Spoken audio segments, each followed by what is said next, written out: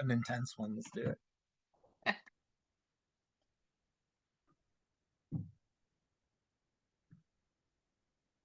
All right. Awesome. Well, hello everyone, and welcome back to another episode of Stars and Suits with your host Dee, the Astro Goat, and Ty from Ties in the Cards. Welcome everyone.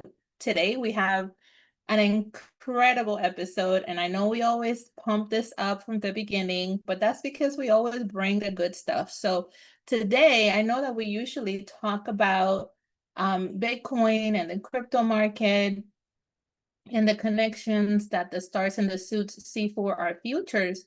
But today we have a very, very interesting episode because Satoshi Nakamoto's birthday is on April 5th, just a few days from now, about a week actually. So we thought we will bring some really interesting connections between numerology, the cars, the stars, and everything else we can throw in there in the kitchen sink. So I really hope you guys get to enjoy this episode with us today. If you did like what you hear today, please don't forget to comment, ask questions. We always try to keep it short, but if you guys ask more questions, we'll be happy to extend our time with you. Ty, how's it going? Excited for today's episode? Yeah, super excited. Yeah, to do something a little different. And it's like, how do you basically decode or read someone that is like basically anonymous? Like, what sort of information can we extract from this? So it would be a really, really cool exercise. Yeah, excited to get into it. Hope you had a good week, D. I did. It's been busy just trying to put all the last minute stuff in for the April month coming ahead and what kinds of things we need to plan for and what kinds of trades we're going to take this month. So just exciting. There's a lot happening, not just obviously in the stars and the cards, but the markets are going to be quite interesting as well. They're going to definitely follow suit, pun intended. You don't realize how many card puns there are until you start diving into the cards. I'm like, oh, that's another one. Or like, when you say like someone's gonna show up in spades, and I'm just like, oh, I get it now.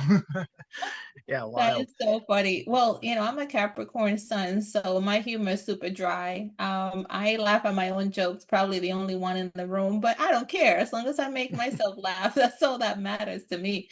So, yeah, I love the visuals for today because that's like straight up fire, like literally and figuratively. We have Mars entering Aries, so shit's about to pop off. I'm excited. For those of you who might have had a hard time finding motivation and determination, April's going to be one month where your Mars may lie on your astrology chart, it's probably going to be giving you some drive and some motivation to get going. So it might be a good time to take a look at your chart or your cards for that matter, this month because you might want to capitalize that this month. So, but I love the visual, Ty. You always got it Well, on point.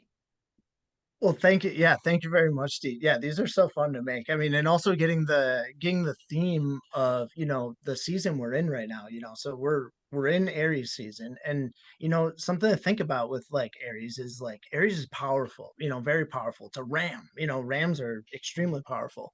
But like what happens when like a ram when they're like fighting and stuff, it's like they Mhm. crush their heads together and then Mm. they like pause, and also it's like Aries is illustrated by like fire, and fire eventually burns out. And so like that's something, it's like it's important that we like stay nimble during this season, because it's like Aries has a lots of ups and downs, because it's like it's super powerful, but that power gets exerted, and then it Yes. the ram has to recharge. So yeah, very important, just lots of movement, lots of volatility.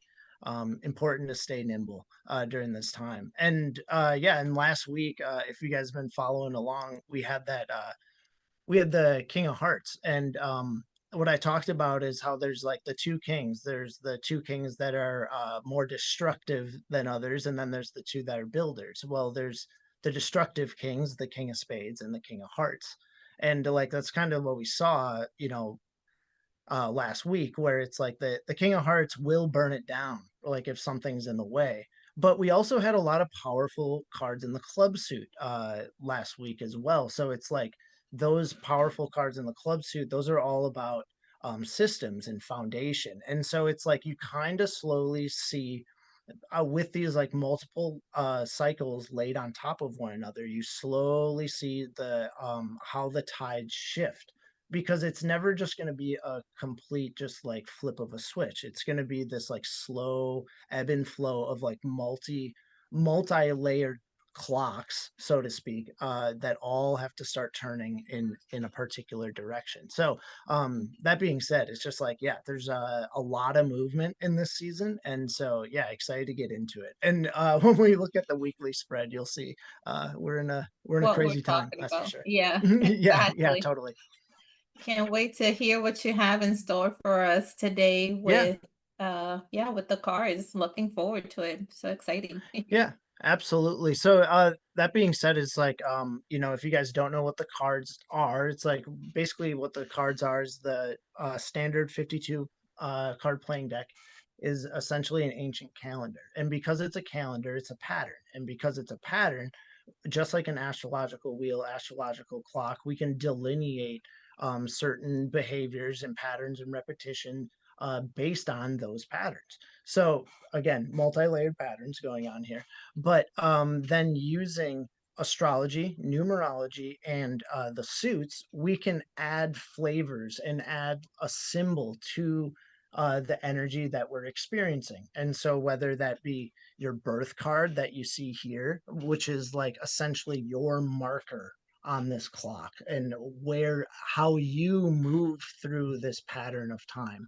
And so yeah, really fun to find your birth card, know where you sit in the deck and where you sit in the giant clock, because yeah, based off of where you sit, now we can delineate patterns about your life and your life patterns and who you are as a person. So yeah, a lot of similarities to astrology, and yeah, excited to get into it. This is the life spread. This is the foundation of cardology. Everyone's birth like life path essentially is here in this spread. So really fun. We'll use this a little later.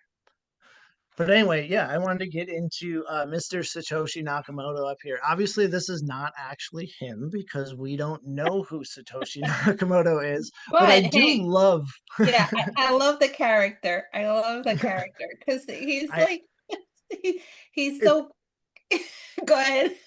yeah, no, it's perfect. He looks like a Muppet in this picture, which is He does. equally as great. He really does. and and so the thing is with Satoshi is like there's no real actual birthday that we can use here, which is kind of the foundation of like both of these systems. Like we astrology and the cards. We need like kind of a birthday to work with. And so we don't have a one that we can use for sure, but there is a date called April 5th that comes up quite a bit. And I think it was originally used and please help me out here, D. Yeah. It was originally used in a filing, I believe, right? Yes. Yeah. Yeah. Okay, So cool. Is yeah. Go ahead. No, I was gonna say, so originally, it was used in some communications where he described himself as someone living in Japan and, having the birthday of April 5th of 1975. But many people looked at the times that the communications, the filings, the things that he was using at the time between 5 a.m. and 11 a.m. Like he was not communicating or there was no activity, which a lot of people speculated that, he was probably sleeping or those were sleeping hours, which would be more likely to be US or UK hours. Which was really interesting because we know that, we have New York as the financial center as well as London in UK. And so there's a lot of speculation about Satoshi not being a real person and being more a compilation of institutions' names making up this name. And so it's kind of cool to see like the little pockets of information that you find around that birth date. But what is for sure is that the birth date is definitely, if not the truth, then a symbolism of key factors and key things that matter in terms of, Bitcoin digital assets and the future of Bitcoin. And we'll look at those connections when I start talking about the astrology around that date. But yeah, that's a really interesting fact that you brought up about his date not necessarily being a true date, more like a symbolic date, but we'll study it anyway. So, Yeah, absolutely. And these these dates, it's like symbolic or not, it's like this date was chosen, yeah, correct. consciously, unconsciously, fated, whatever you want to call it. It's like this date was chosen, and so it has significance. And that also correlates to up here. You might be wondering, what is the Queen of Clubs doing up here? Well, you can actually do letterology with the cards, because with capitals, there's 52 characters, just like 52 cards in the deck. So we can add words together, and if they're over 52, we just minus 52, minus 52, minus 52 until it's under 52, and that gives us the card for that name. And so when we add up Satoshi Nakamoto, we add up Satoshi and get it under 52, it's 12, and Nakamoto under 52 is 13. Together is 25. The 25th card in the deck is the Queen of Clubs. So that gives us like another little like tidbit to look into with Satoshi. And the Queen of Clubs is also in like the tarot would be the Queen of Wands. And so the Queen of Clubs is the receptive builder. And very interestingly, if you lay out the spread perfectly in what's called the spirit spread, so it's sorry, I'm going all over the place. Um it's not this spread, but it's laid out like this spread, but we go in perfect order in the deck. The Queen of Clubs sits right here in the 10 of Diamonds spot, the Jupiter Jupiter position. So I think that's very significant that like somehow here at the core, by chance, by however they are coding this name, it ends up being one of the most powerful cards in the deck, especially when it comes to creation. And so that's very significant, I found, when researching this alias. But that being said, the date I find is also much more illustrative of what's going on, because you can see that this is undoubtedly like tied to Bitcoin. So April 5th, our sun card for April 5th is going to be the Three of Spades. So the Three of Spades is a Jupiter Saturn card. So it's all about expansiveness and wealth and abundance, but rooted in materialism, karma, hard work, and actually building something that lasts. So it's kind of like materialized abundance. And this is a like if this is a birth card, if this truly was his birth card, this would be a super creative person. This is an artist's card, because spades represent work, wisdom, and health, and they actually encompass the rest of the suits inside of them. So this is essentially the three of threes. It's the ultimate three. What does the three represent? Well, the three represents creativity through the mind. So it's like this is a card of like infinite ideas, but also social interactivity, because it depends on people and like building for others. So when we That's tie that really in, interesting yeah, yeah, because it's super interesting. Go ahead. what you're saying there about the three of spades. So in the tarot, right, the spades represent the swords, and Yes. the swords are the swords are representative of mental activity, right? Of the air element. And so it's very interesting how Bitcoin is representative of, again, right, the digital era of finance. So again, that air element, that digital element to it. And the Three of Swords is the card of learning through painful experiences.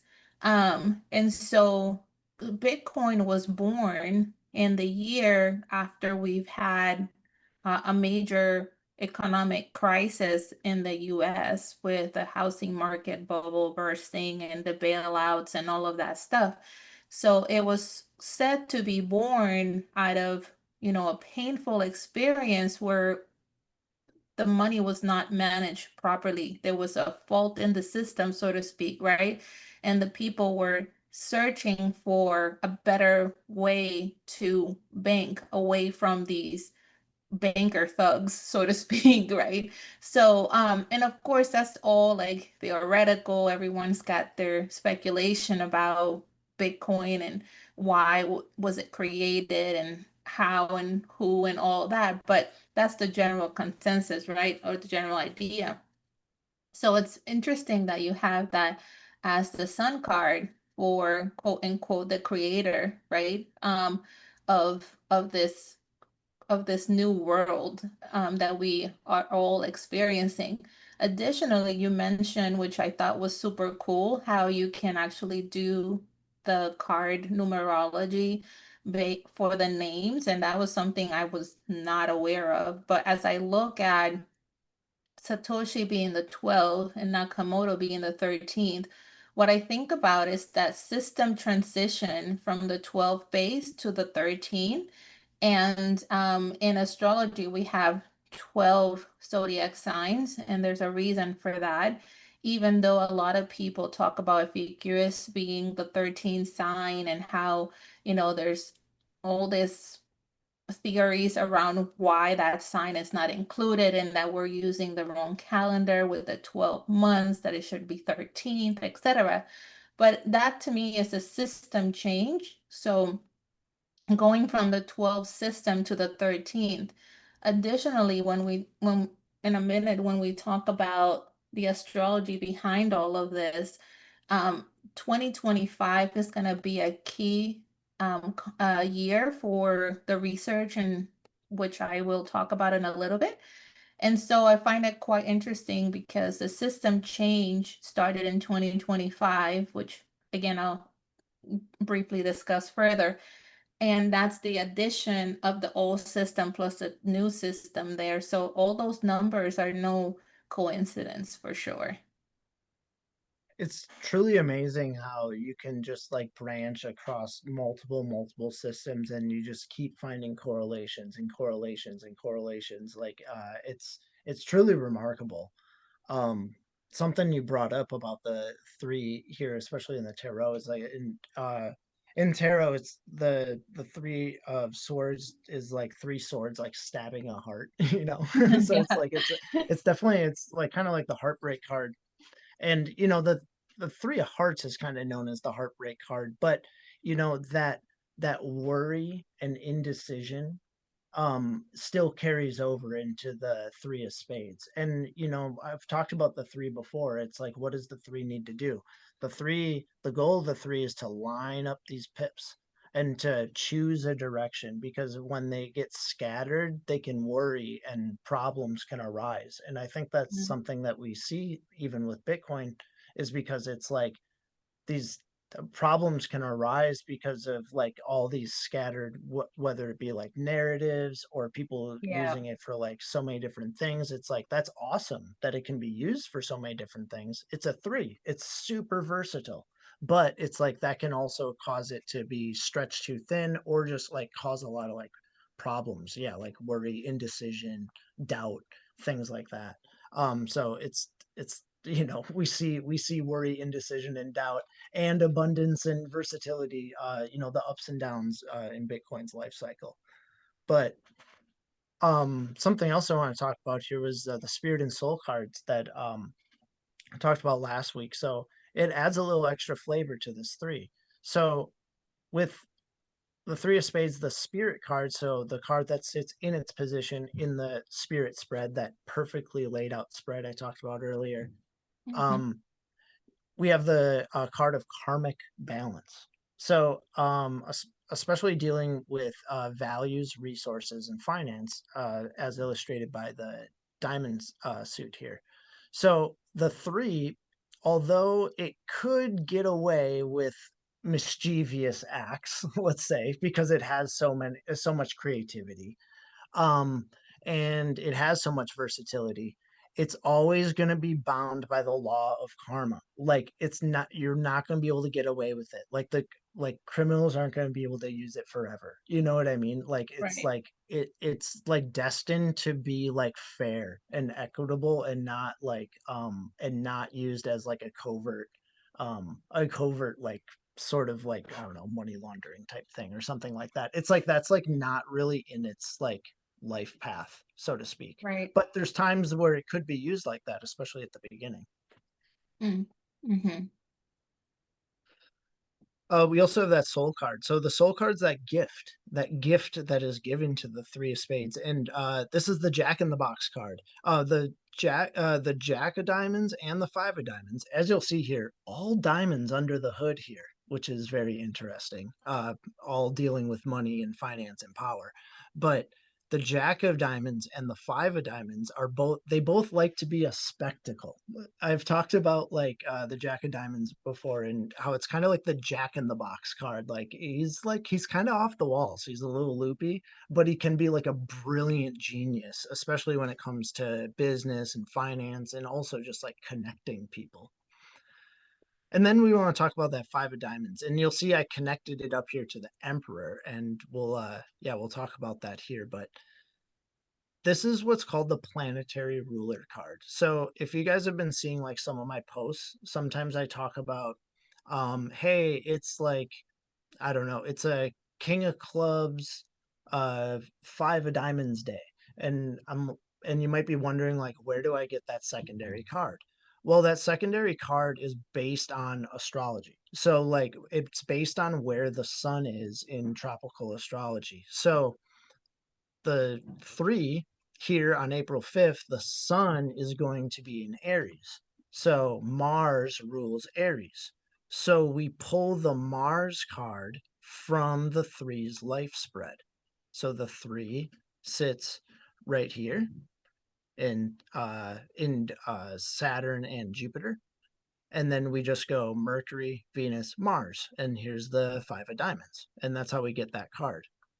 You know what's So really interesting yeah, too about what you just pointed out, how the three of spades is between the Saturn Jupiter line, and Saturn and Jupiter are super key elements or planets in the Bitcoin chart.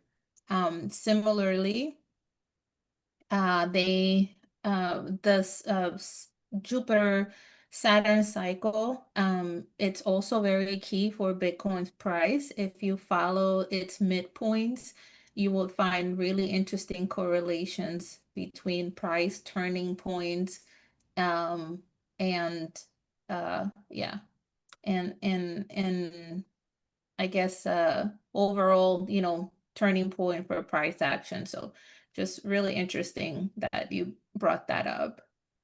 there's no escaping it for the for the three of spades. It's like it's under the thumb of and I'm also a Jupiter Saturn card, so I know how it goes.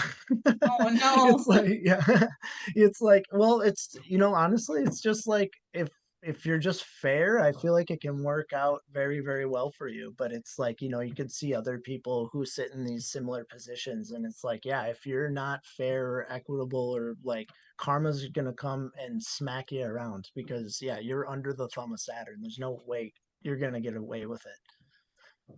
But it can also lead to awesome abundance on this plane. That's for sure. Wow. Um, Okay. but the so we're looking at Mars here, and so here's the 0 point for Aries. Here's my mouse; it's zipping around, but here's the 0 point of Aries, and we're actually moving down. And so April 5th falls right here. The emperor rules this whole zone, this whole 30 degrees of Aries. And so we're sitting right smack dab in the middle here with April 5th. And that has its own card as well, the Three of Wands. And so the Three of Wands is kind of like illustrative of this period that we're going to be going into with his birthday, and maybe give us an idea of like what to expect as Satoshi's birthday comes up. um the Three of Wands is it's like a card of like drive and like foresight and like intuition, foresight and intuition, and also like exploration of new things, just like the Three of Clubs, exploration of new ideas, new systems. And also it's also a social card, just being a three. But the flip side of the Three of Wands is like arrogance or like cruelty, or being really like, I don't know, it could be like really selfish. You know what I mean? And Interesting. so that's kind of like a direct opposition to the Emperor up here, who's card number 4 in the tarot deck. So stability, rules, authority, power, Right. and but can be really stubborn. So like Yes. if the three's out of line, like the Emperor's gonna come smack him down. So it's like it's a very can be a very turbulent and volatile time. That is so interesting you say that because last week when we talked about Trump being the three of diamonds, all these threes, they're just like beating us over the head. Um, you can't escape it. It's just that time. And what's interesting is that it's like you said, it's right smack in the middle of the deacons, which starts to talk about maturity. And the trend, like not that maturity itself, but it's that middle of the life um of the area, right? Yeah, like the zenith or the pinnacle or the Right. peak or The whatever. Yeah. pivot, yeah. It's sort of like, how do I say this? It's basically like the transformation, right? You're no longer in that early stage. You have gained experience, you have gained a sense of self, um, and then you're maturing into your later cycle. So it's a really interesting time. And then you have it there with the ruling, the deacons are ruled by the sun there. Which right now with we just went through the sun entering Aries with the spring equinox, and we're going to have pretty soon Mars entering Aries as well. And we have a stellium of planets there as we speak, that they're all very active. It's like the boiling underneath the lid. And we talked about this last week when we said about how things are exceeding that boiling point, like when you see the lid kind of shaking because the vapor it's trying to escape. Well, that lid sort of speaks gets lifted after April 9th. And I'm not going to get too much into it because I know you're still talking about the cards, but it's really important that we kind of make these connections as they're happening, right? So again, another reason to watch, and it's all happening, like you said, around that April 9th, which is that period between April 31st, sorry, March 31st and April 10th. And again, another pivotal time, literally pivotal for the markets. And I know we are not necessarily gonna talk about Bitcoin blow by blow until the end, but it's just another time to watch. Well, and that's so illustrative of, that Aries stop and go, explode and retreat sort of Yes, yes. mentality that we were talking about at the beginning. It's like, yeah, it might seem like, yeah, if you've been listening to the last couple episodes, you'd be like, wow, T and Ty and D have just been talking about like a pivotal time, you know what I mean? Like every other week. And it's like, well, yeah, because it has been like every other week, you know Yeah, what I mean? That's just the we season. have That's just had, the season yeah, we're in. Yeah. exactly. And like when that whole stop and go situation, like when we talked about Trump and his communication, and we talked about Venus and Chiron, and we talked about the healing, right, of relationships, the looking for a different way. And we talked about how he would tweet or message, at the time the word we used was message, that would land well, right? I mean, he's trying to find more diplomatic ways by extending these deadlines and whatnot, but there's a reason for that, and that's this energy that we're in, where even though that that fire wants to go ahead and literally ram through a wall, he's finding that Iran is a bigger wall than he thought. Right. So, And he's in that Uranus period, like we were talking about. So it's just like he's going to have a lot of surprises for 52 days. It's like yeah, there's going to be a lot of surprises for him, both good and bad. It's not right. to say that it's all bad. One of the, I discovered the cards in my Uranus period. So it's like it can be awesome. You know what I mean? Right. But And yeah, it it just depends.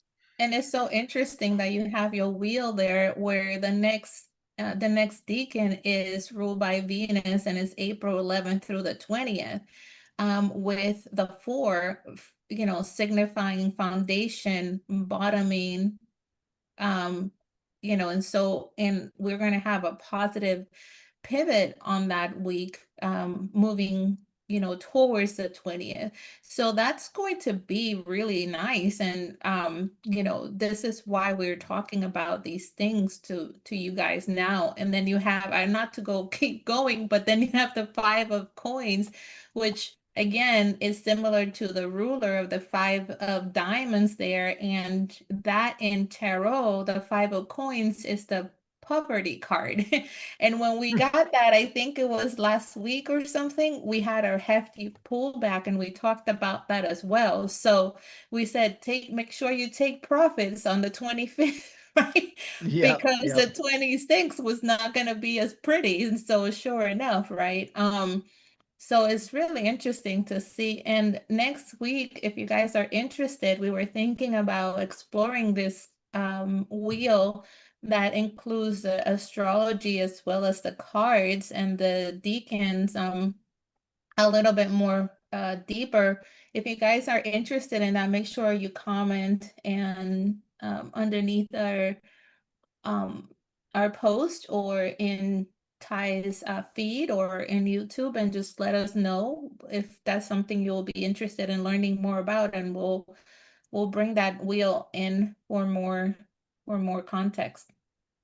Yeah, I would love to bring it in the future, but I also don't want to overwhelm people. So yeah, guys, just let Yeah, me just just let me split is know. It's something it's else. Yeah, yeah, but it is cool to see how these all like tie in together. And I think we can keep it light and keep it interesting. But yeah, let us know. Please let us know.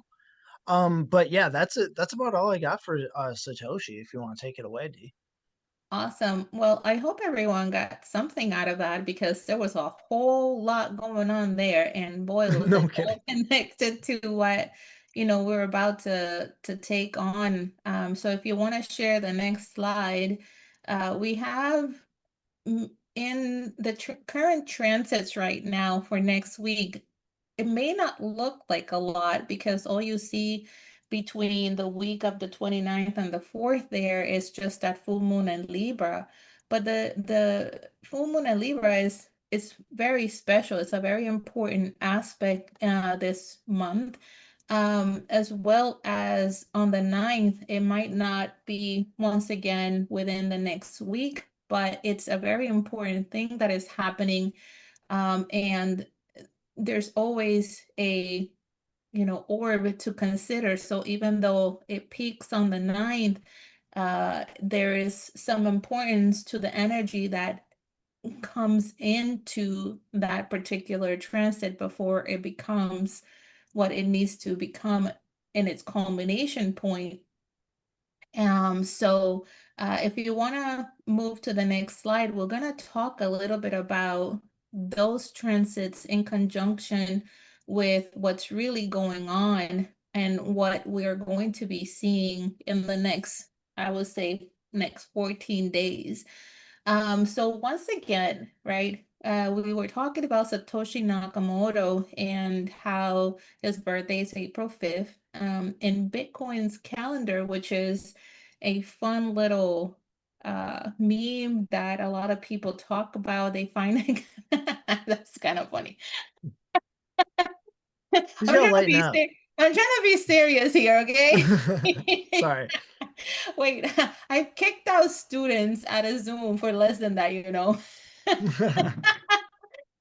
Don't make me revoke your privileges, all right? No, just kidding.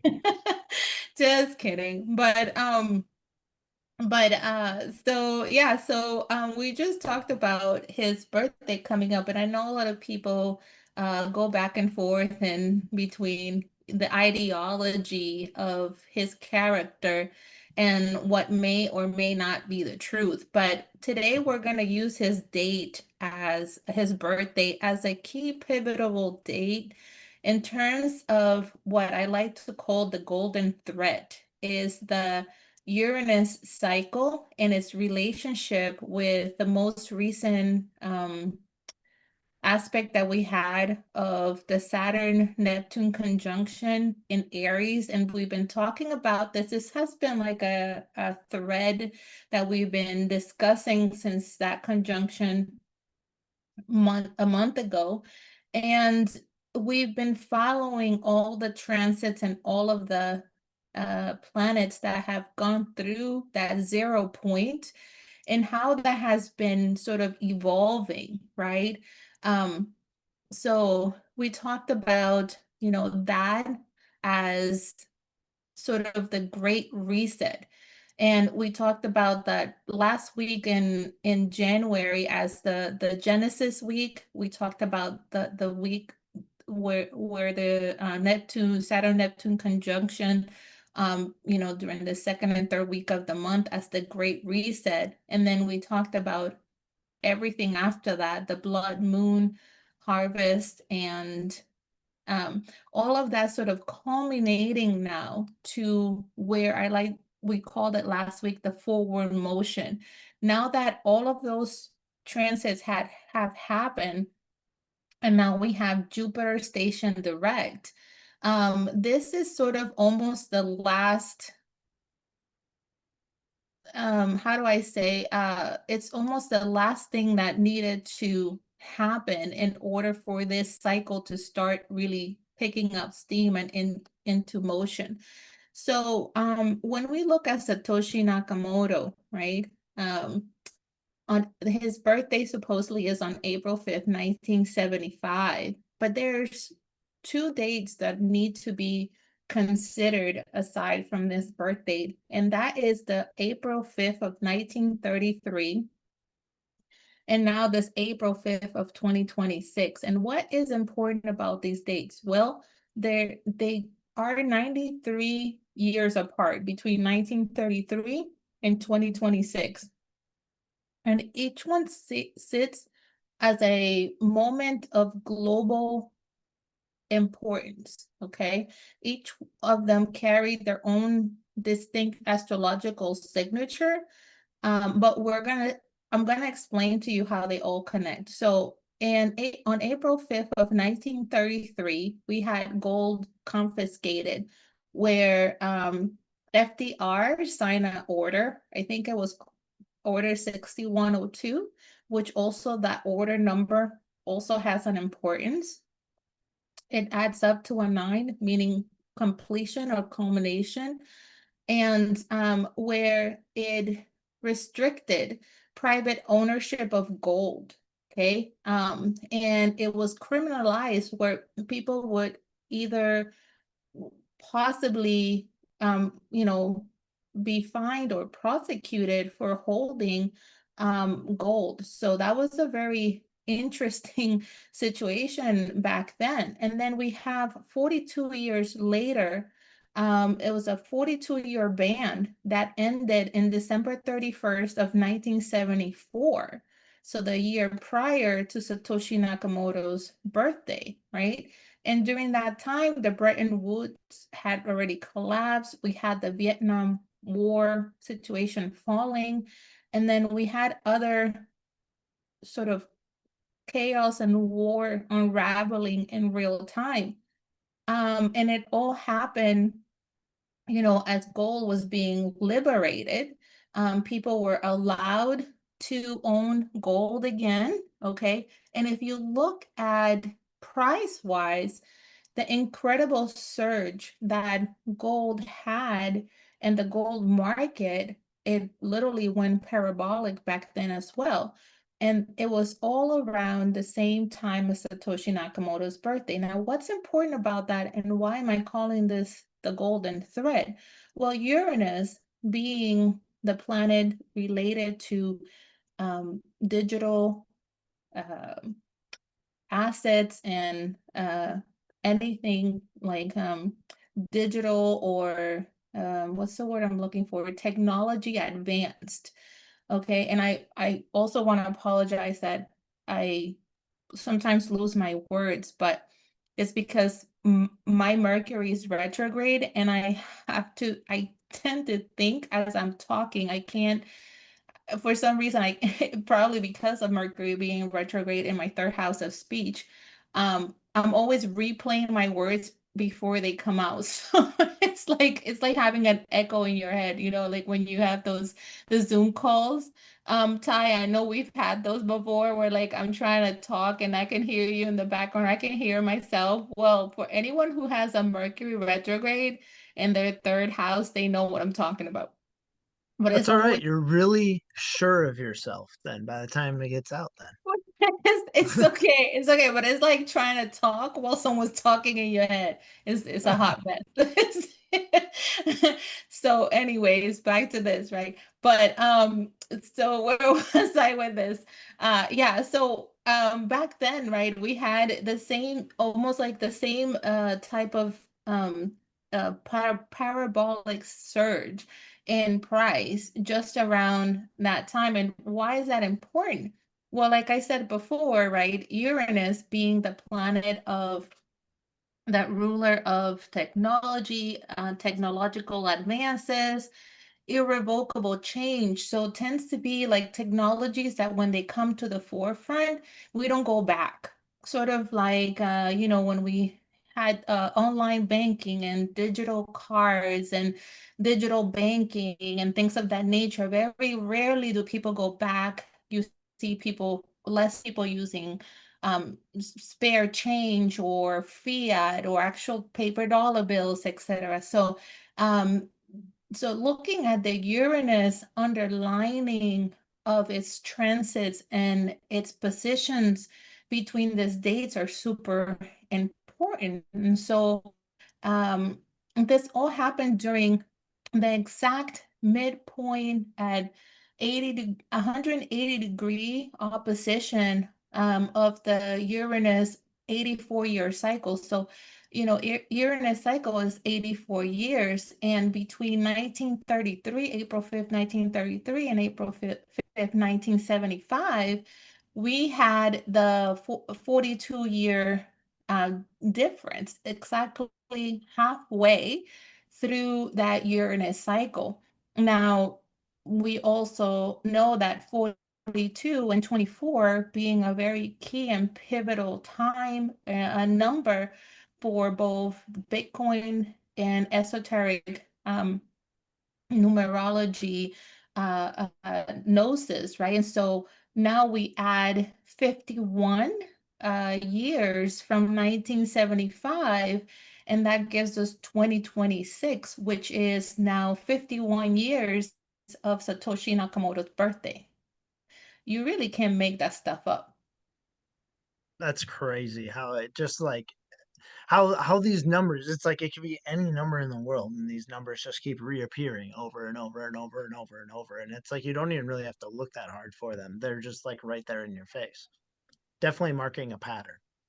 Yeah, 100%. And then now you have that Saturn Neptune conjunction again at 0 degrees Aries, sort of resetting in this whole war scenario that now can usher a active conflict that may lead us into that new era while Uranus is now also soon re-entering Gemini, where again, it's very compatible with giving us that necessary electrical surge that can power this now focus on this new technology. And what that may be, well, that you may ask.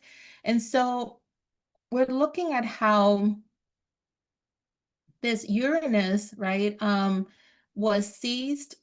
I'm sorry, gold was seized right around the time when, Uranus was under a construction or opposition, right? And so we saw how gold returned under the Uranus entering Scorpio, which stands for the hidden institutional hand or the hidden institutional rulings or the hidden institutional wealth, and how that was then happened like back in 1933, while it was in Aries, while it was now changing into Scorpio in 1975. So you can see how there was an underhand, sort of institutional underhand, which is what I like to look at, Uranus entering Scorpio, of whatever was happening at the time when gold was liberated. It was very much for the wealth and the benefit of the institutional player. And then, once again, right? So, what exactly can we be getting from this? Well, um, back then, like I said, right, gold did not rally right away at the end of December of 1974, but it marked a price event that ran from, I think it was $44 if my notes are right, to 180 something, 189 or 193. So right Wow. before, yeah, right before, during the 3 years before legalization. So you can almost see how they set up that move, right? Like, obviously hindsight is 2020, right?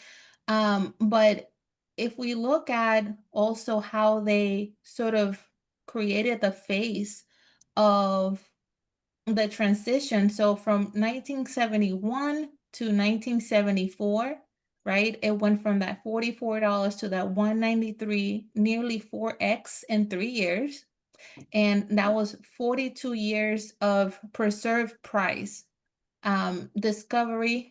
While on phase two came the correction, and I believe that's where we are now, where it was from January 1975 through August of 1976. Okay, so again, pay attention to the dates, January through August. And I think that that was back from 193 to 103, which it also reminds me about.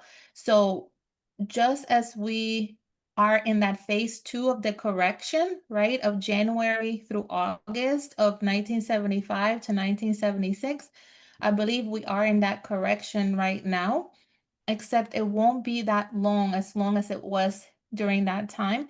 We just literally saw gold pull back for the first time in a while, back down to $4,200, which was the top of my last cycle prediction, which we ran down from April of last year when I gave the call. And again, back to that 42 that we just talked about, that 42-year halfway cycle.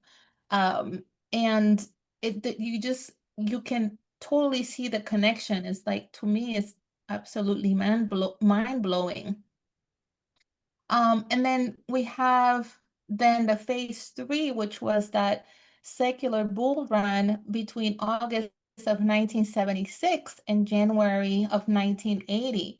And so I am a true believer that towards the next the I believe in, like, after August, when we have the last pullback from BTC, we're going to be creating incredible buying opportunities for new lows for BTC, while the um, gold market is going to see its next bull run.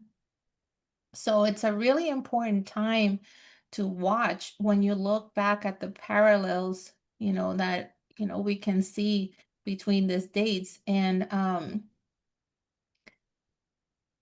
me Yeah, see if very I have interesting anything that else. the ebb and Yeah, go ahead. flow between gold and Bitcoin coming up, where it's like, yeah, the seesaw effect, where it's like as Bitcoin is starting to find a bottom, it's like gold's gonna just like be going crazy, you know.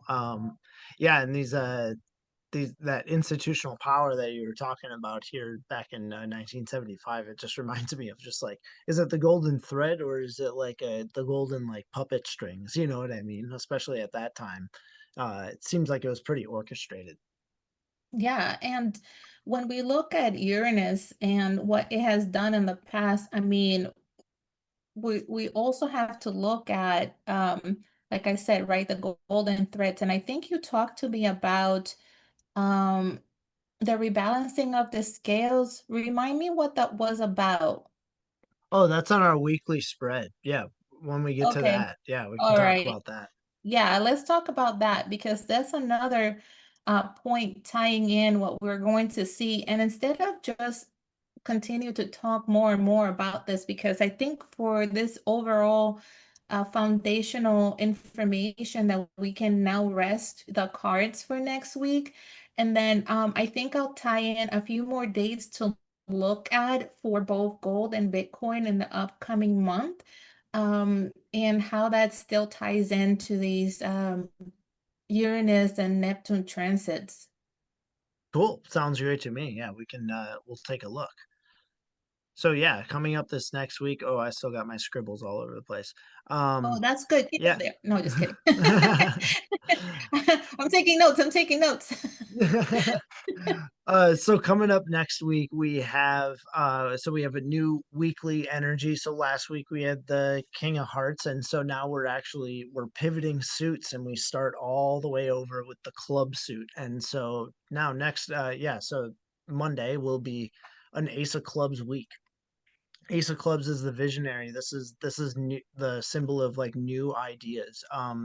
As a birth card, this is like the card of like an entrepreneur, or Very Aryan. Very yeah, Aryan. Yes, absolutely. And that's actually kind of like the negative side of the Ace of Clubs, is it can be very, very stubborn. But it's like very energetic and driven. Mhm, But yeah, mhm. but with all that power, you can just like overpower other people, and then they don't even want to be by you. So it's like that's kind of the downside of the Yeah. Ace of Clubs, if they go negative. But on the positive side, it's like, yeah, it's tremendous creativity, and like definitely a potential for like a new beginning. But you know, when we say new beginning, it's like there's four new beginnings in the deck. We have the Ace of Hearts, clubs, diamonds, and spades, and all of them are kind of a little bit different, because the Ace of Diamonds is more like the manifestation of something into the physical, you know what I mean? Whereas like Mhm, the Ace of Clubs, I think it's Logan Jason from Decode Your Reality. He calls this the abracadabra card. And that's exactly what this is. It's the Ace of Wands in tarot. It is a magic wand, and it's kind of that magic moment of like when you are struck by inspiration and you like come up with an idea. And so as a birth card, these guys are full of it. But they're full of those moments. It's like they live in that moment, They're full of it for sure. Yeah, yeah. So a really cool energy, for us, all of us, like on a personal level. It's like outside of like the markets and stuff like that. It's like this is a really powerful energy for like, doing something new, coming up with a new idea, being creative, leading others. So great energy to have. But when we look at the markets, yeah, we start off Monday. We have the Six of Clubs, and so the Six of Clubs is known as like the messenger's card. This is like all sixes are channels. They're channels, and they have to balance things, and they're ruled by karma. So with all of that duty, so to speak, it also makes them cards of action. So it's like, I would expect tomorrow, we especially with it being a messenger card, especially a news driven day. um Mhm. and this can be powerful. This can be swift action, and we also have that 16-7 here, which we can talk about later. But I could see, yeah, tomorrow possibly being turbulent. We've had a lot of like news and stuff over the weekend, and so we'll see how the market reacts. Really interesting. Hmm. So let me see what I have. So for the 30th, I actually have, like you said, very reactive day. I do see like opportunities for short-term like scalping of longs. So we could have some positive energy starting to come in after we see some lows, probably set by Sunday. But it's still not stable energy in my opinion. I think it could fade quite quickly and it could just, you know, round trip. So not necessarily like the best day. Like you said, it's that six energy, they give and take. So whatever you get, it will be taken. Um, so I wouldn't rest, I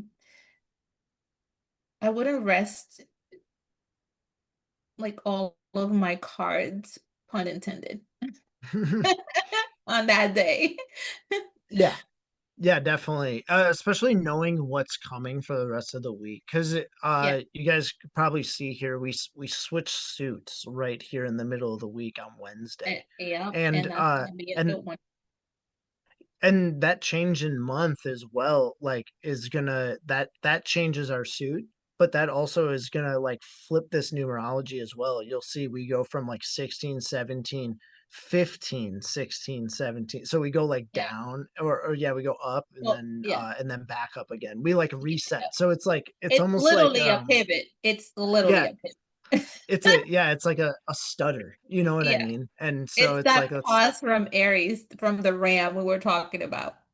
Yep, that's exactly what it is. And we're referring to these numbers down here, and it's like how we're getting that is we're adding the whole date together. So it'd be like for Monday here, it'd be like 3 plus 0 plus 2 plus 0 plus 2 plus 6. And then we reduce that down to two digits and it'll be 16-7. And so 16-7, we can also tie that into tarot as well. And so the 16th card in the tarot is the Tower, and the tower is that card, we've talked about it before. It's the big castle tower, and there's lightning bolts and there's people flying out of it, and basically it's a card of like awakening in a way, and realization. And so sometimes like those awakenings and those realizations, um they can be violent.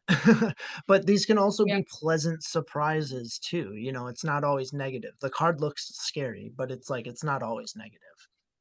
Mm-hmm. Correct. So yeah, and then Tuesday we move into the five of clubs. So this is, a lot like the ace here, where it's like new ideas, but this is exploring not only just in the mind and through ideas or like through the mind like a three, but fives explore through the five senses. So I like to think, especially when it comes to the markets, 5 days are days of action. There's definitely a lot of movement on 5 days, just because of the nature of the five, but also it being like clubs here. It's like this is all about we're like reformatting the foundation here. It's like we're reshuffling the foundation, and we're so a lot of energy, a lot of movement.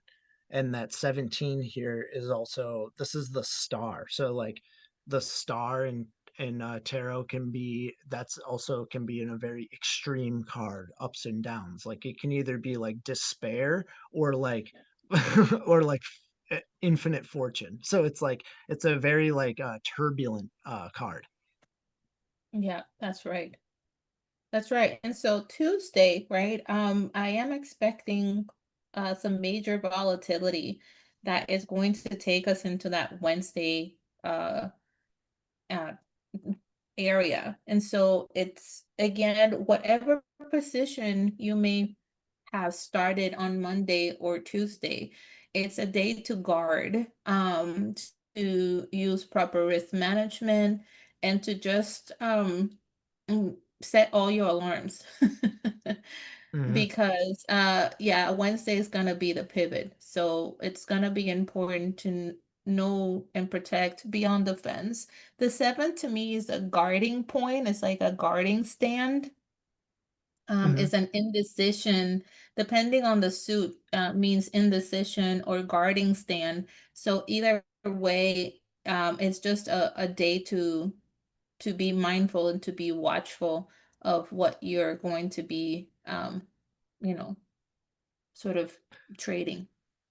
Absolutely. I mean, the seven of spades is like this is the card of the mystic, but it's also all sevens are choices. As we've talked about the pips Mhm. here, it's like they offer a choice. And so the seven is also like a lightning bolt. These can be unexpected cards of like change, and especially a seven, it's like it can be heavy sometimes, but all in all, this is usually a lot of the other sevens I have found in my experience to be like much more brutal. You know what I mean? Especially when it Yeah. comes to the market. Whereas like this one can kind of go either way. But to give us a little bit more flavor, again, we can look down at this like 15-6, and that's a spooky, spooky card in the tarot. That's the devil. But like, if you know anything about the tarot, it's the devil's really not that like bad of a card. All it really is like false truth. And like it's like you've failed to it's a failure of discernment, like you were deceived, and so if we like apply that to like the seven and the spade and the mysticism and the shocking and like kind of the unexpected nature of the seven, it's like this could kind of be like the moment of awakening, you know what I mean? And so Hmm. you're talking about, yeah, that pivot, that bottom, that energy here on Wednesday. We're definitely going to see that. And also it's like it's a one, we're talking about the 15-6 here, but it is a one. It's the first day. So it's like there's a lot of power for a new beginning, just like an ace, on that Wednesday as well. Yeah, exactly. And so what I recommend to people with regards to, being mindful of the start of, the start of this week is that it will shake in both directions, especially at the beginning of the week.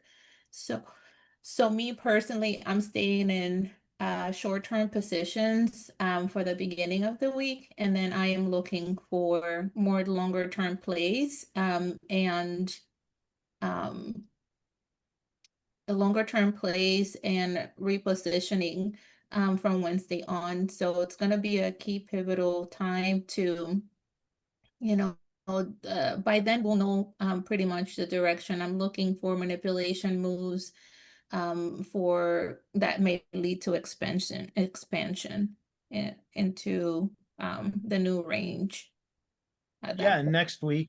next week we also switch suits again. So if you guys follow this pattern, it's like, yeah, we progressed down, but then we switched months, so we kind of like dropped the needle right here in the middle. But then we just Yeah. start progressing down again. So that's gonna put us at, what would that be? Wednesday, we're gonna have a king. We're gonna have a Mm. king of I mean, I could look quick. It'd be, yeah, we'll have the king of diamonds. Oh, So there it it's is. like, yeah. So it's like, yeah, we definitely got some energy like brewing, but yeah, kind of just like a choppy reformatting. It's like we got to find Yeah. the bottom here. Doesn't mean that it's gonna be boring. That's for sure.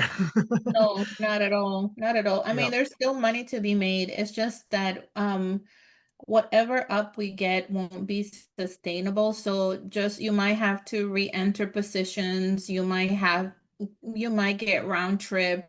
You might, your TP might, I'm sorry, your SL might get hit, things like that. But just don't give up. The week is gonna get better and next week is gonna be more that's what I'm looking for, more one directional. So just accumulate, towards your position this week as you move into a more long-term move for next week. Yeah, I agree with that as well. Um, Thursday, yeah, we got that six of spades, so that's Here and comes again we have the tower. here comes the six again. Yeah, exactly. And Darn so, you. yeah, yeah, all these sixes, it's like all these sixes, it's like what they want to do is like they want to balance the scales, like I was talking, like we were talking about before. And this Six of Spades especially is the balancing of the scales. This is the card of fate. Yeah, we might have saw last week it was like Tiger Woods had flipped his car and got a DUI. Well, he was playing the Six of Spades. If you're, this is where if you're acting out of line, it comes and straightens things out. But also this can also be a card of great reward if you're like doing the work and like you're on the right track. It's like this can be a card of reward as well. So it's just kind of a matter of like, the powers at play here. It's like, how will this energy be expressed is going to be kind of like how it's expressed through the market makers here. But definitely a card of action. Yeah, for sure. Not much different again from Monday. So basically we can either retest supports or retest um resistance depending on what Monday's card is. I'm sorry, what depending on what Monday's play is. So it's going to be sort of the rebalancing, like you said, right? The rebalance of the scales. So I'm looking for if we get highs on Monday, then the pullbacks will retesting support and vice versa, right? So it's just something to keep in mind. But from Thursday, we should have a more substantial move into Friday. Then it kind of like a repeat of Monday, Tuesday. It's kind of funny that we Right. see the 6 and the 5 and the 6 and the 5. You can't make that stuff up. And then you have the Yeah. 7 smack in the middle, just mirroring. And the Oh, seven's always the bridge, like we talked about. The yeah, seven sits in the middle, and yeah, it's like the numerology repeats, the card repeats. Like, yeah, you yeah, definitely see how this is all tied together here. Where, yeah, it's mm, the same incredible. energies. We're just delineating it in That is in a different incredible. way. Yeah, yeah. But given that the suit changes, so will the energy. So it's a mirror, Yep. but in the opposite direction. All in all, just a lot of volatility. And then yeah, we close out with that five, and fives again, lots of movement, lots of action and energy. And but this is the five of fives because this is in spades. And so a lot of power here on Friday. So you know, especially with it being that 17-8 again. It's like, I don't know, will it be like repeat fortune? Will they repeat themselves? Or it's like this could be a really powerful card to, like, if we have a lot of turbulence, this could be a really powerful card to set us up nice for next week. And Yeah, like you said, more one directional, set the tone. That's kind of what I'm thinking here. It's like it's just gonna kind of set the tone for over the weekend, and then we can yeah. really let her fly. Well, being that it's a Friday, it's kind of like Mondays. I don't trust Friday moves. So the next day on that Saturday is a 4-4. It's a four of spades, and it's an 18, which is another esoteric number. So The that day is moon. definitely want to watch for sure as we transition into that Sunday, setting us up with yet another three. Yeah, yep, exactly. And like that you brought that up with, like, yeah, it's 4-4. We have a four, and then also it's like, yeah, this 18-9 is like, this is the moon. This is a very receptive number. And it can also be like, this can be a number of like illusions and dreams, and it's just very receptive. So it's like, hopefully we don't get like any like sort of bad news or something, because it would really rock the markets, I think, if it landed on Saturday. Yeah, definitely. Yeah, overall the week doesn't seem that great, quite frankly. Not Attempts to the ideal, no. No, not at all. Attempts to the upside may not be trusted. And it's just setting up for next week. Next week is going to look much better. Next week is going to be a better week. But it depends too, because the beginning of the week will be better than the later in the week. So, mm, you know, but we'll talk about that when the next week Yeah, comes. We'll talk about it next week. But hey, that's all right, guys. It's like, this happens. This is also like this is just part of the cycles, and there are going to be difficult times. This is that shakeout time. And so it's just like, we get through this, and then we have better windows of opportunity down the road. But Yeah, now's the time to learn. Like, you're learning now. It's like now's the time to learn, because then you're yeah, you're like a superhero when in the bull market. yeah. Exactly. I think this week is going to give us good areas of entry for longer plays. We're going to see some nice lows where we can position ourselves. So it's more of a week of planning and plotting and positioning than it is more like quote unquote what we traditionally see as trading, right? Um, it's going to be a good week for, I would say, investors rather than traders. And then that's gonna be setting us up for the rest of the month, I think. I'm Especially looking with forward that, to it. especially with that 4444. Yeah, that's it. That's wild. I'm gonna be watching Saturday.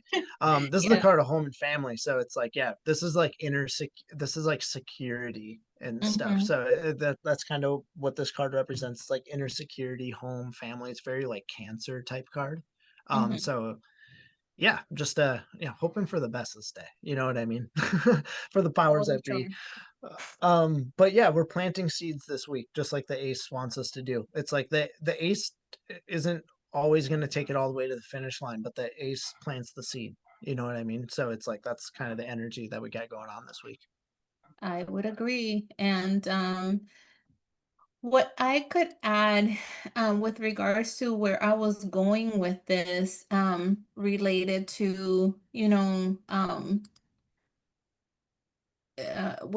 with this golden thread. So we explored sort of the past, right, of where the cycle has taken us and where we could go from here is that April is going to be a really important month as we get a lot of information. So for example, towards later in the month after the 17th, we're gonna see Uranus really playing a role in Neptune, as we already have Mercury's shadow ending on the 9th, and the second that full moon in Libra, also playing already out. And so we're going to have several transits with Uranus and Neptune towards the end of the month that are going to give us a glimpse into what we're going to start to see this transition from gold versus digital gold. Okay. And I know that a lot of people have different um, concepts and ideologies about whether Bitcoin is here to stay, whether it finally will unpeg from, you know, the USDT and the fiat and where all that is going. But you have to understand that every major gold bull run market has required both monetary debasement and geopolitical shock. Okay. And during the phase three in 1976 and 1980, was not just driven by monetary mechanics. So we're not just going to see Bitcoin become the new digital gold just by the sheer change of power or change of financial systems. There's gonna have to be a series of events that have to take place that will create the shock that we need in order to provide sort of the gates to open towards that. And indeed, during that time, war was one of the biggest plays in that equation, and we got three rapid secessions during that time.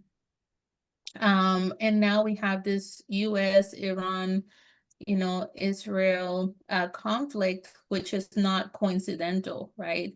It's all sort of I don't want to call it a plan, but it's all maybe astrologically aligned, if that makes sense, right? So, um, back in 1979, in the midst of this period, right, we had Saturn in Virgo with Uranus in Scorpio, and that was the fall of that global oil flow. And then you had US hostages in crisis.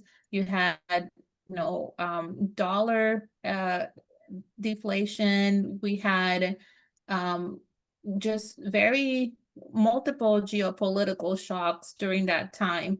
And so, now you have Neptune in Aries dissolving some of the sovereignty identity that institutions may claim to have. And then you have Saturn conjuncting Neptune, dissolving structure, structures and entities that have had holds on this system for some time, now making it more flexible, almost like holding like wet sand in your hands. That's kind of like the views that I have of sometimes Saturn and Neptune conjunct. But that's something that it's it's something that to really consider how these systems have seemed so solid for so long, and now you're going to start to see them dissolving just like sand, wet sand running through your fingers. um but with this oil conflict and the petrodollar being this powerful system that the US depends on, we're about to see some really important geopolitical moves. It's not just about the oil. It's about this digital gold and its transition from this monetary gold system that once was backing the dollar, then it was removed from the dollar, and it could very possibly now be backing the next fiat currency. And that's the real fight, to be honest, from where I see astrologically speaking, and from this golden thread of Uranus being sort of the driver underneath all of this, with Neptune and Saturn at the wheel. It's really going to be quite an interesting time between 2026 and 2033, which is the next midpoint. And then we have it at the end of 2056. But by then, who knows where Who we'll be, knows? where we'll be at that point. But 2033 is not that far, and we've had a lot of people talk about that year in terms of the market and Bitcoin, and about that 1 million Bitcoin and all this stuff. Well, this might be the catalyst. This might be the one thing to start looking at these wars, this cycle of the 4293 year pivots, right? And yeah, it's definitely something to watch. I'm gonna keep my eye on it, and I'm gonna report more as we move into this next phase or this next scenario of what we can see in terms of Uranus entering Gemini and shifting or disrupting, right? These tangible assets, because remember, Uranus just moved through Taurus, literally breaking through all of the notions of what tangible assets are, and now moving into the untangible, right? um in Gemini. So fundamentally, communication protocols, AI coins, technical coins, all about to get either a massive jolt. So just assets to consider and cycles to look at for this next upcoming, cycle. So it'll be interesting. We'll keep our eyes open, and we'll report back anything else that we see down the line.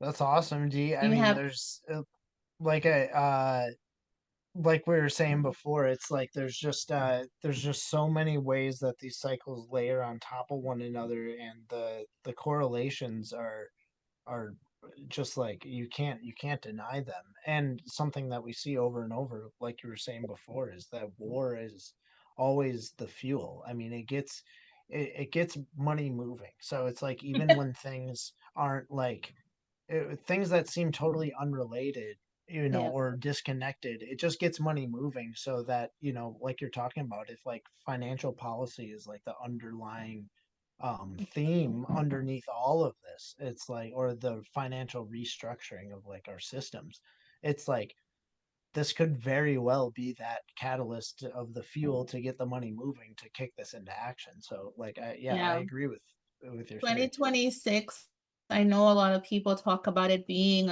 a year of opportunity and all that. And I know many of them are just simply talking about, buying at low prices during a bear market. But I want to tell everyone that there's so much more underneath the surface of what that statement truly means. It's a year of really digging into your research and understanding really how to position yourself for the upcoming years, at least still while Uranus is in Gemini.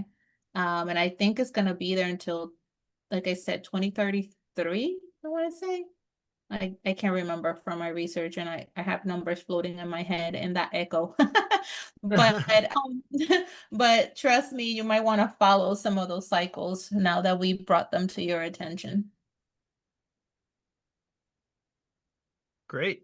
Yeah, I mean that's it. That's about all I got, D. Yeah, You got awesome. anything else Same for us? here. No, I Okay. I think we covered quite a bit today. A Yeah, lot to totally. a lot to share. But I think I'm just gonna check here. Logan from Deco Reality thinks that Lance Sansman was Satoshi. He died in 2011. Don't know if that's significant if he was born April 9th. That's really interesting. Well, whether or not he was this individual or whether or not he did die in 2011, April 9th is another pivotal date. And, we mentioned two of the reasons for that. So something to definitely look at as Mars entering Aries on the 9th and then Mercury's retrograde shadow. Oh my goodness, I almost forgot. Well, we'll leave this for next week since April 3rd is next Friday. But something to definitely take a look at is Mercury's bullish phase starts on April 3rd. So it right there in alignment with the cards for the week. So my goodness, we might have to put a post or something out there on that. I totally um forgot about that. That is huge. That's the Yeah, next. yeah, let's definitely put something up about that, because yeah, that's another awesome correlation where they just land right on top of each other. Yeah, So yeah, that sounds good. definitely. Mercury being ruler of markets and merchants, going bullish on the 3rd. Something to keep your eyes open for. And those king, queen, and jack of spades, or jack of diamonds, ready to go in the wing for next week too. So yeah, it should be a good one. Awesome. Well, thanks again, Ty. Thank you, everyone, for once again joining us with your presence and following us and supporting our work. We're really glad to be out here sharing what we know and helping others as we navigate the markets just like everyone else. And so, yeah, this is always a joy and a pleasure, Ty. Thank you for spending that time with me, and I'll see you all next week. Yeah. Sounds good. We'll see you guys next week. Thanks, D. Thank you, Ty. And remember, stay goated.